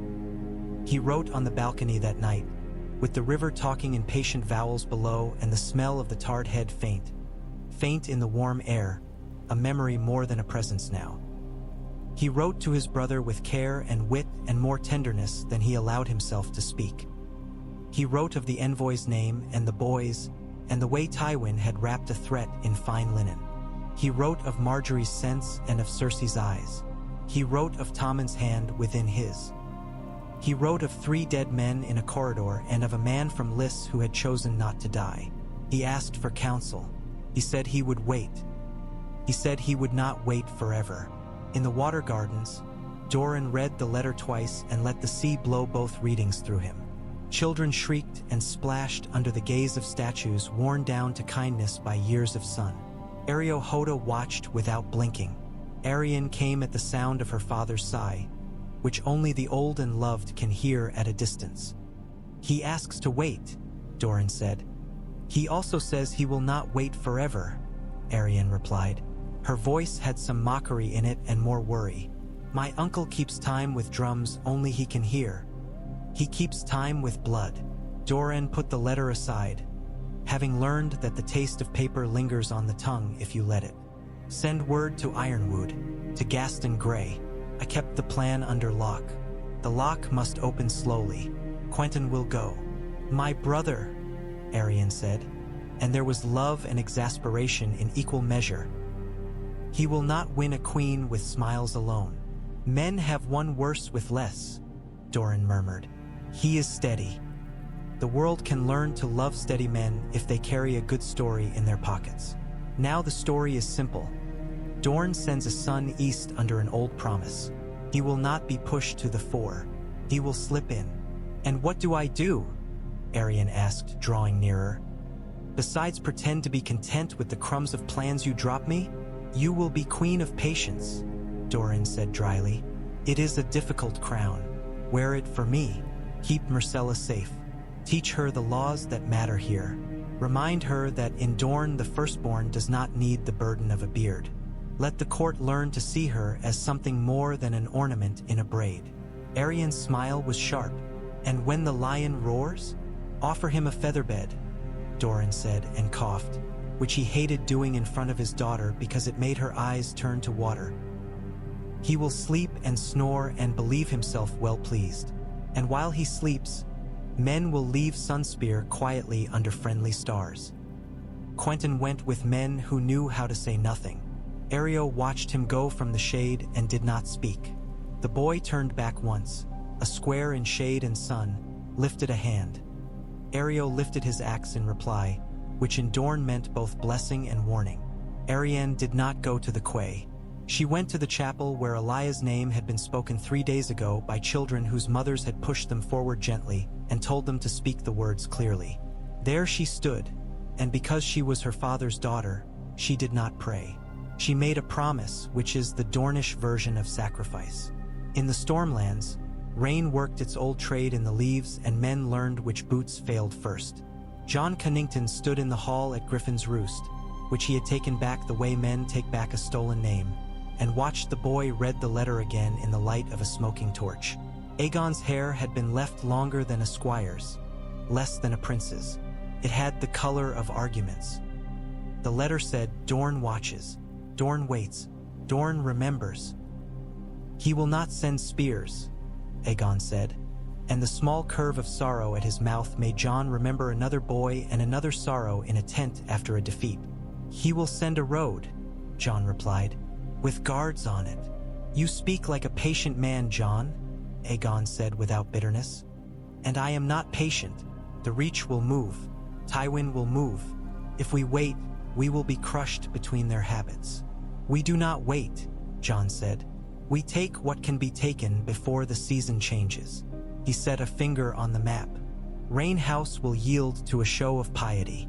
Nightsong will not, but their neighbors have learned to go hungry under men who call themselves just. We starve them and show them a boy on a parapet who looks like the story they told their daughters to make them sleep. I am a boy, Aegon said. He did not say, I am a story. He knew it and did not trust it. You are the point on the spear, Jon said. It is what you were forged to be. It is not fair. We will make fairness later if we can. The Golden Company moved like men doing a chore they had long practiced in leather that remembered them. Harry Strickland fretted and polished his gentility until it squeaked. He also placed the men where they would not waste themselves. Black Balak laughed at rain. Lysono returned from King's Landing with a mouth that tasted of Lannister threat and Dornish warning. Forge sang. In taverns, men spoke the old name like a coin you find in a field and test with your teeth. The Stormlords watched their banners in the wind, and some of them did not move. Others moved the way trees move when their roots have been rotting for a while. At King's Landing, the Queen began to move as she does when the world reminds her it has other players. She walked into Qyburn's rooms at dusk without warning, as a woman walks into her own pantry to count the jars. He was ready because he is always ready. There were no heads under jars now. Those fantasies had been denied him by a spear and tar. There were only vials and little animals that do not admit what use is put to them. You have nothing to show me, she said. I have 1,000 small things, he murmured. 1,000 small improvements. That is how men endure women with knives. Small improvements. She smiled in a way that made small creatures wish they were smaller. Find me something more than small, Qyburn. The city is to be fed. The Tyrells will make certain of that. The boy will pet kittens. The Dornishman will hold his hand while the Tyrell girl steals his smiles. I will not be accused of idleness while my father plows his furrows. Find me something that denies other men the future they have written for me. I will begin a list, Qyburn said, and when she had gone, he did, starting with solutions that required men to be removed gently and ending with ideas that required men to be removed rudely. Oberyn descended to the man's rooms later, curious as one snake might be about the other's poison. Qyburn was all treacle and nods. "My prince, you lost a giant," Oberyn observed, stepping among tables that bowed under little glass organs full of ailments. "I lost an opportunity," Qyburn said. "Giants do not vanish. They become in other men's brains. I am not sentimental. There are other bodies. Try not to confess too much to me," Oberyn said, his voice friendly, deadly. "I am made of accidents and appetites. Sometimes a man like me eats a man like you over a long period without either of us admitting it." He leaned, examined coolly the neat lines of script. Notes on fever, on bleeding, on the good effects of honey and salt. "You are going to get yourself killed in the end," he added conversationally. "We all are," Qyburn replied with equal ease. "My vocation is only to be useful along the corridor there." "Be useful to the queen," Oberyn suggested. "Shelter under her ferocity. It is the only shade you will find." "Ferocity makes poor roofing," Qyburn murmured after he had gone. He wrote that down as well. In Braavos, Tyrion sat in a chair that had bent too many backs and refused to look like a supplicant. Tycho Nestoris steepled his fingers and read the copy of a letter his scribes had prepared for the third time. "You wish to refinance the realm's debt," he said, and the word sounded like a kind of sin. "I wish to make it possible for the realm to continue to pay you," Tyrion corrected. "You like recovering every coin owed.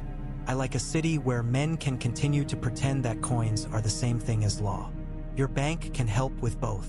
"Your father asked for terms," Tycho said, eyes cool as the water beyond his windows. "We offered terms." "My father offered pride," Tyrion said, "which is a coin your bank has not yet learned to mint." He leaned ahead, letting the voice drop to the register men reserved for secrets that are not secrets at all.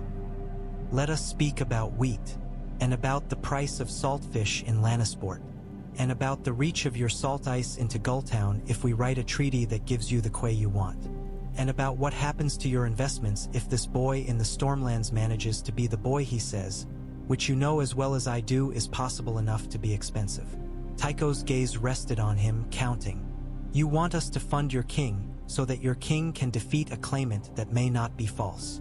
"I want you to have 2 kings owing you their lives," Tyrion said lazily.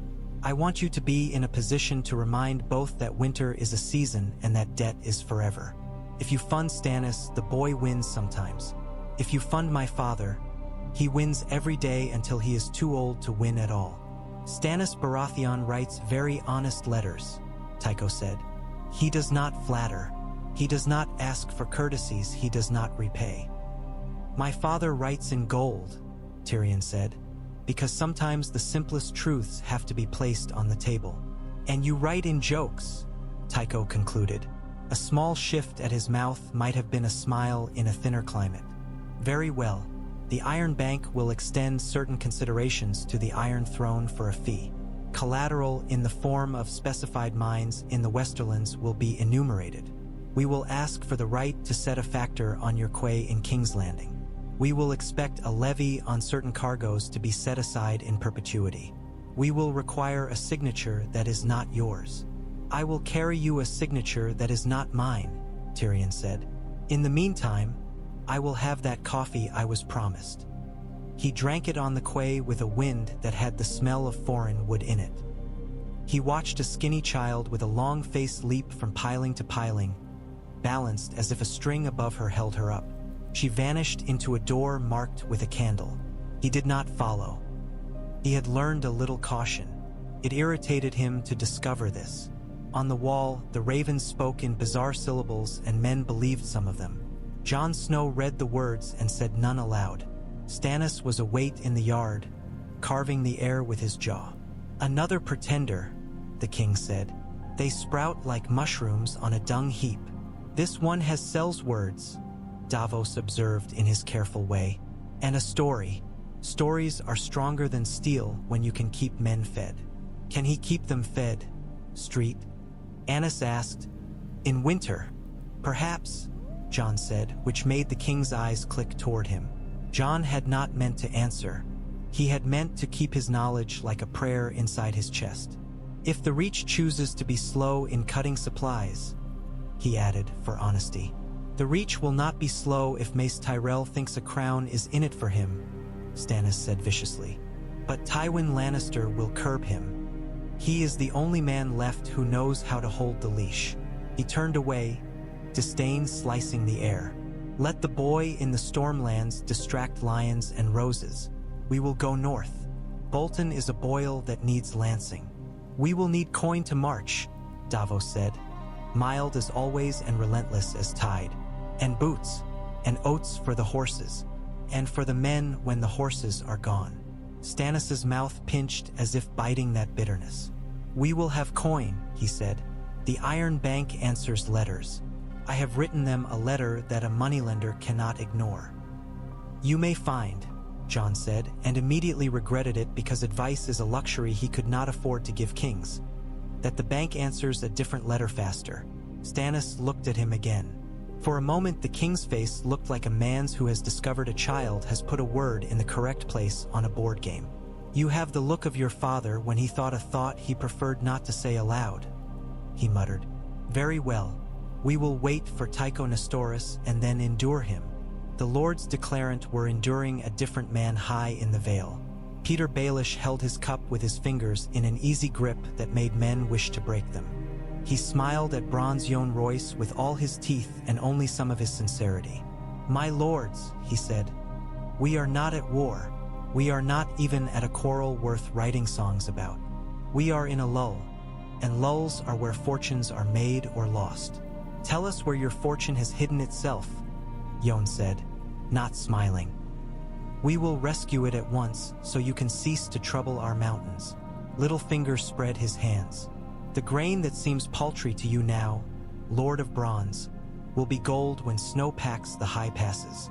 The modest harbor tariffs at Gulltown will be a river when men fear to sail to King's Landing, as they always do when the realm fidgets. You want me gone because my laugh is too quick and my hands do not show the callous of your work. I will be gone when your heir Harry the heir is married and the girl I keep safe is in a place where walls and friends keep her warm. If you want me gone sooner, give me your oaths and your coin and I will go now. We will not give you oaths, Nestor Royce said stiffly. We will give you caution. Caution buys little, Littlefinger said, making it sound like a kindness. But it does buy time, and time buys everything. He drank. It was a thin wine. It had never known a southern sun. He smiled anyway, because he could make water taste like power when it was served in the right cup. Sansa, Elaine, stood by the window with her hands in the posture of a girl who believes in the breath of her elders and watched gulls quarrel. Peter came to her later with his head down to keep the pretense of confession intact. We will go to the tourney, he said. You will smile at the boy and stand so that your hair catches the light.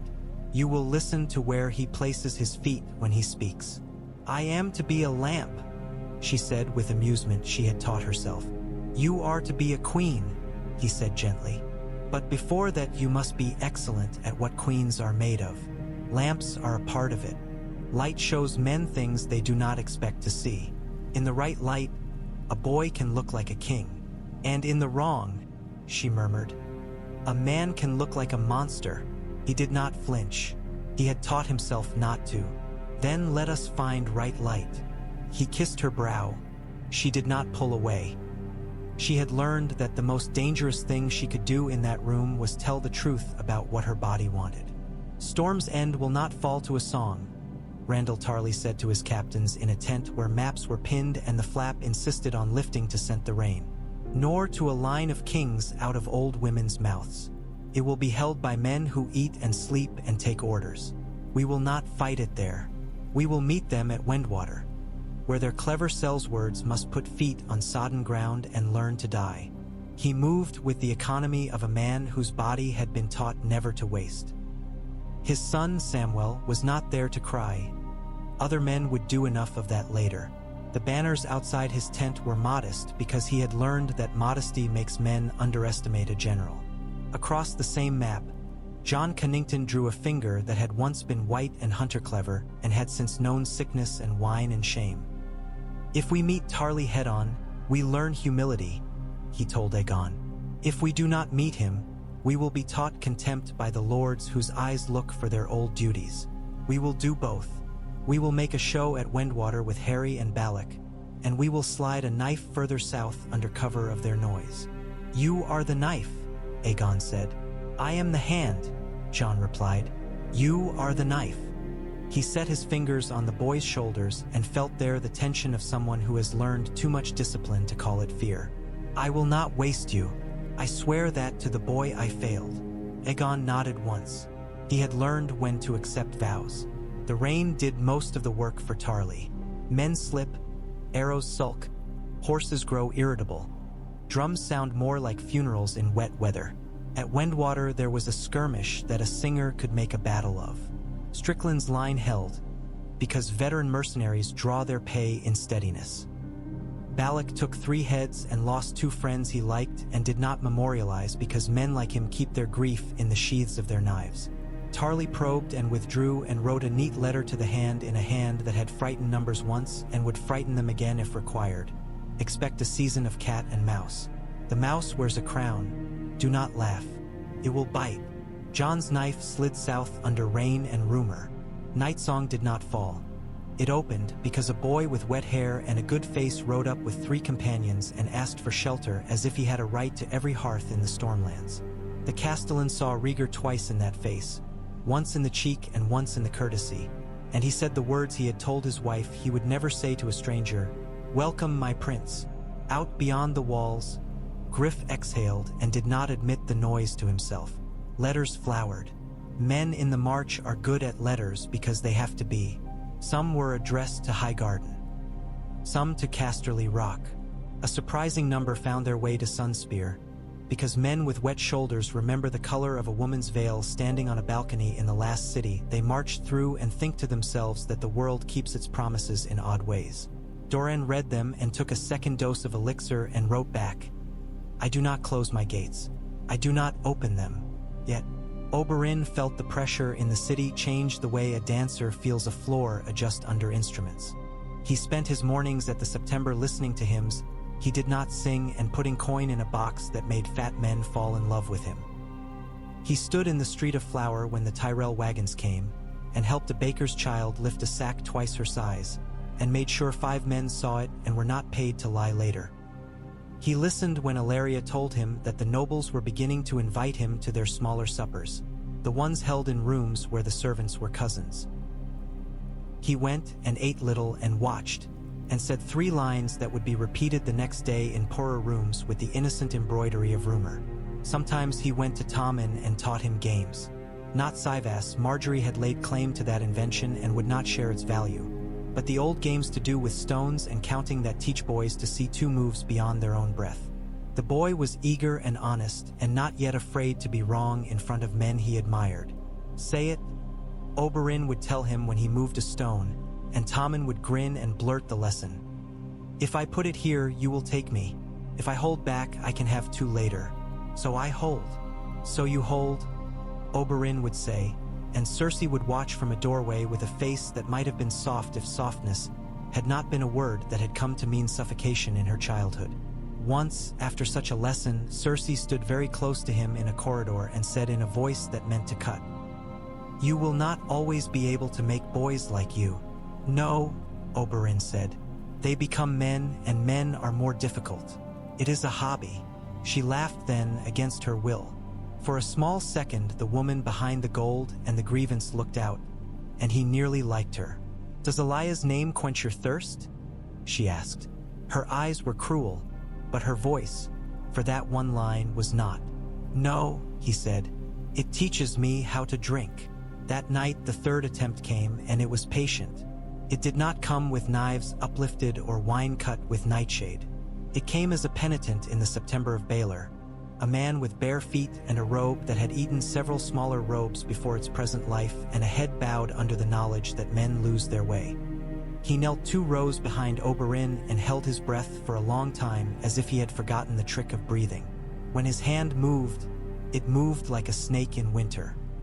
The shard of glass he had hidden up his sleeve had been smoothed to a perfect argument. It did not catch the light. It went for the kidney because information had been bought by a proverb. That is where a spear goes to write the last sentence. But the man had never used a spear, and Oberyn had been using them since girlhood. He turned on his knee and took the blow on his palm where the skin is old leather, and then on the outside of his forearm, rolled with it under the pew as if avoiding an old lover, and was on his feet with the man's wrist captured before the first kneeler knew prayer had been interrupted. "Don't," he said to the four brothers, who rushed forward with expressions that said they had been practicing righteous courage and had not hoped to use it yet. "This man is lost." He took the shard and folded the pilgrim to the floor as if tucking a child into a miserable bed. He lifted the man's sleeve. On the forearm, a scar had been made with deliberation in the shape of a 7-pointed star. It was new. It was angry. It had not been made by prayer. The High Septon was not the same man who would come later with a broom and a fury. He was plump and anxious and grateful for coin. He fluttered. "My prince, my gods, your gods are fine," Oberyn said. "It's your doors that have too many hinges." He handed the shard to a Septon who did not want it. He knelt again and put his mouth close to the pilgrim's ear. "Who sent you?" The man whispered something that sounded like rain on flags. "A mother." "Your own?" Oberyn asked, because cruelty can be useful. "A mother?" the man repeated, and his eyes were full of a light that had nothing of heaven in it. "The mother." Oberyn straightened and let the gold cloaks carry him away.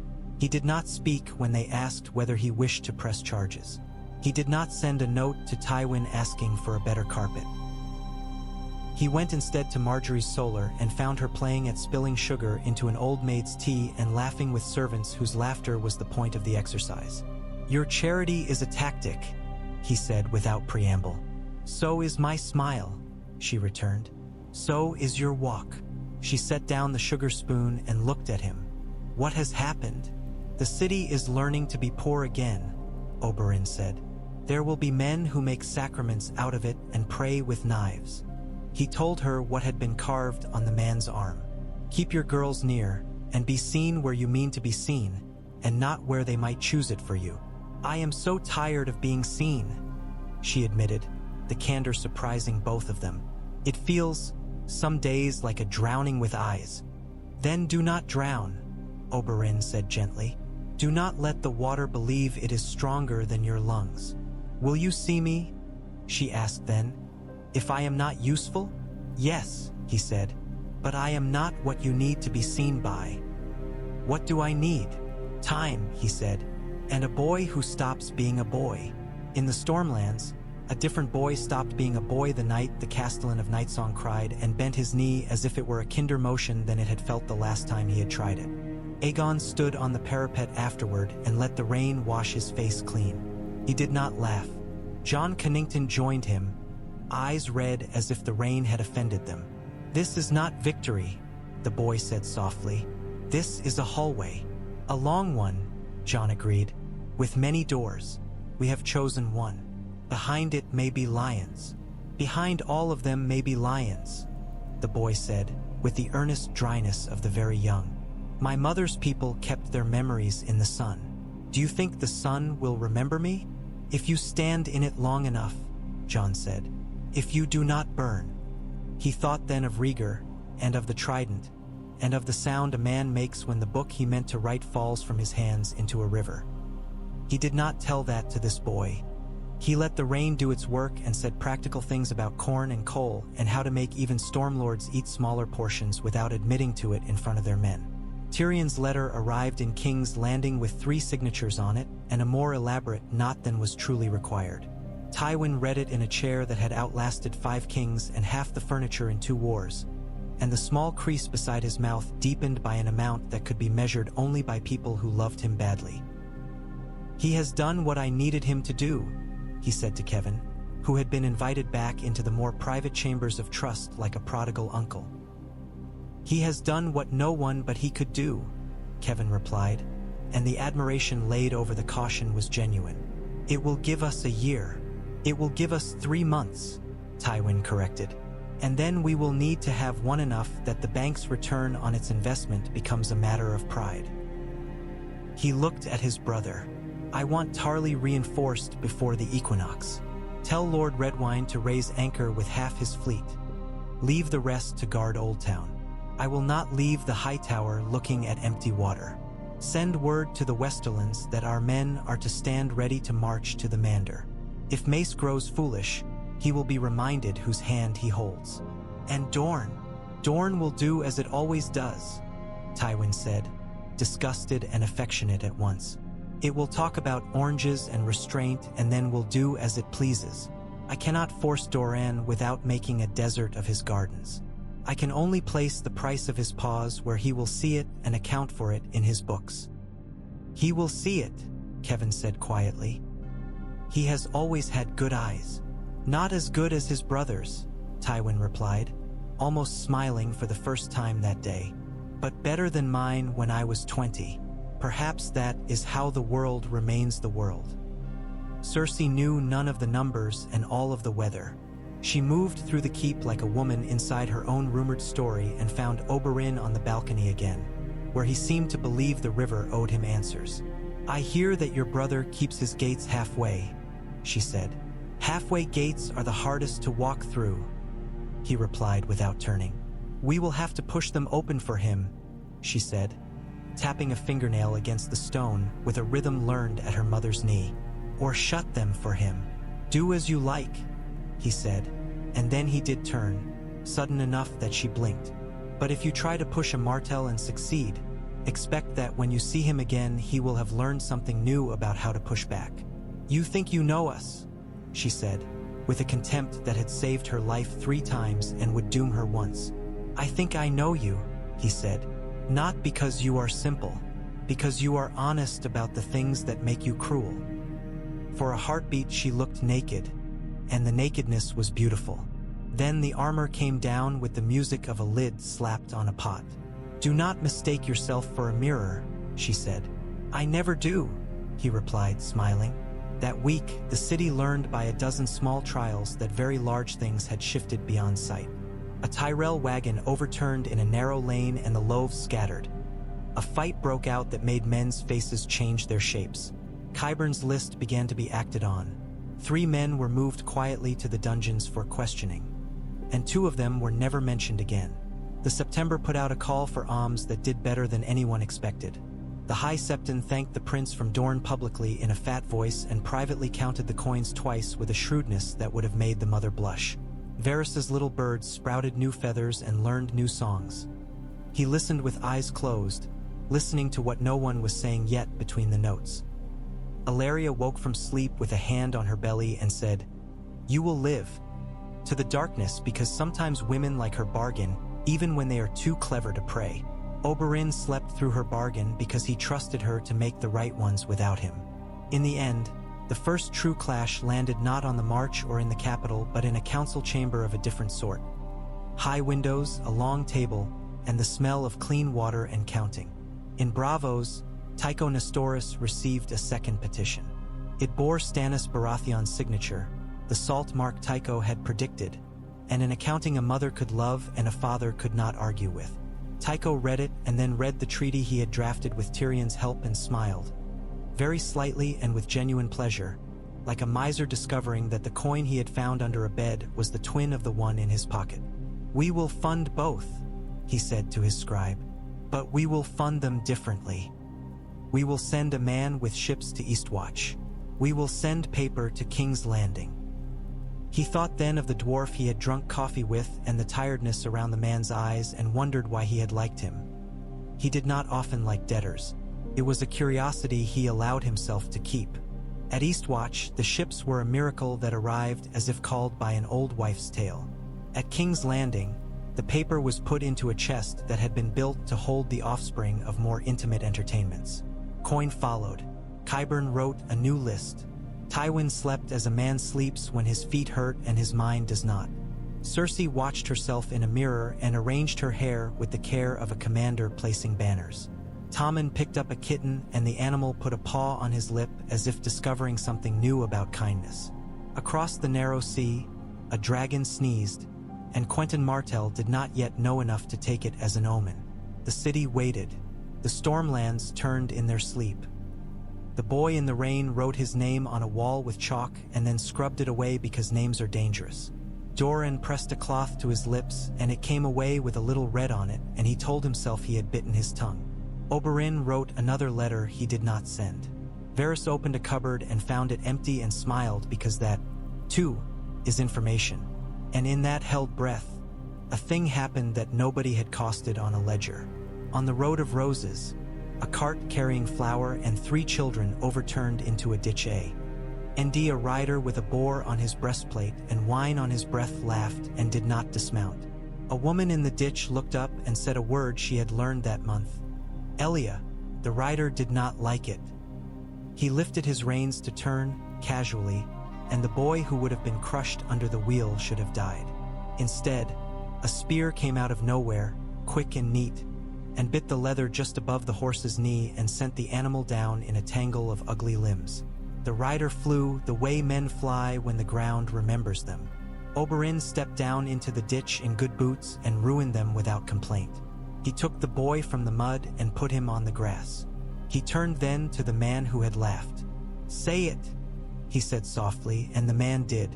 He said something like sorry. He said it twice. He said it with a chipped tooth and a shard of ditch water in the corner of his mouth. Oberyn let him go after that. It would make a better story if he had killed him. It made a better city that he did not. Men told the tale by evening, with embroidery that had not existed at noon. It reached a tavern by the mud gate and a girl who had not decided whether she liked queens yet. It reached Paxter Redwine's flagship and made him grin around a grape. It reached Tarley's line and made a sergeant think briefly of his own boy, who had died under a different will many years ago, and look softer at the men in the next watch. It reached the small council with the speed of malice. Cersei called it play acting. Mace called it clever. Pycelle called it obscene. Tywin said nothing, and it reached Sunspear and made Arryn close her eyes and press her mouth to the stone of a balcony rail and taste the salt there and tell herself it was only the air. The next day it rained again in the Stormlands, and banners stuck to lances like tongues to cold iron. Aegon stood under an awning and listened to men argue about oats. Jon wrote a letter to a woman in Dorne with a name he had never said aloud and tore it up because men like him do not dare borrow the currency of other men's grief. The letter would have said, "Your brother has earned this boy." It would not have said, "If he dies, I will break." Tyrion wrote instead, and made jokes about coffee to cover the seriousness of his offer. He asked Tywin to sign. Tywin signed. Varys sent another bird to a small island that had learned to keep secrets on its stones. Littlefinger counted hawks and decided which he would sell and which he would eat. Jon Snow took a vote and found himself Lord Commander and did not feel it settle on his shoulders yet. Stannis received Tycho Nestoris on a windy quay and scowled at the difference between hope and money, and then did the only thing he knew how to do with both. He put them to work. And Oberyn, who had once thought himself a man seeking a simple confession, stood in a city that had learned his sister's name and discovered that confessions are never simple and that they are rarely the end of anything. He went to the Boy King's chamber and found Tommen sleeping with the kitten on his chest. He stood there a long moment, then turned and left without waking anyone. In the corridor he met Marjorie, who lifted her brows. "He will be a good man," Oberyn said softly, "if we let him." "Will we?" she asked. "We will try," he said, "and failing that, we will make it so that good men find him easy to follow and bad men find him tedious to please." She laughed then, a low warm laugh that could have been a prayer if men in this city had believed in the right gods. "Teach me that," she said. "I am teaching you every time I open my mouth," he said, and she bumped his shoulder with hers, the lightest of courtesies, just enough to say we are alive. Before she went in to check the shutters, and he went to count his daughters in his head and make certain they had all been angry today, which is how he knew they were well. On the spike by the gate, flies traced their black calligraphy over the tar. The head was only a shape now to most eyes. To a few it was still a story. To one man walking past in a cloak too thin for the evening, it was an ending he had not yet learned to live beyond. He lifted his face to it and whispered something nobody heard. The river moved. The city breathed. The road to Dorne stayed open in the way maps mean. The road to the Stormlands opened and closed with the weather. Quentin's ship reached open sea, and he gripped the rail and discovered that he was steadier than the boards under his boots. Lysono Mar wrote his name at the bottom of a letter with a flourish, pleased with the handwriting if not the content. The Iron Bank scribe sanded a line and weighed it and decided it would hold. And the work went on.